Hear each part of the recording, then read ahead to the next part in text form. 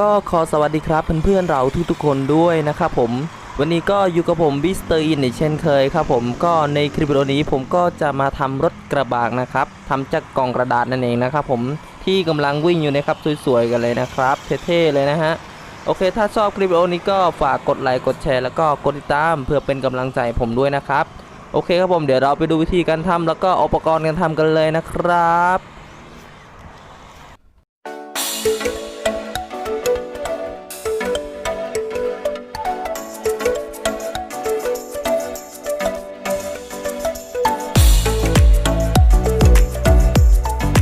โอเคครับผมก็สำหรับมอเตอร์ที่ผมใช้กับรถบังคับคันนี้ก็จะเป็นมอเตอร์เกียร์นะครับพร้อมล้อนะครับ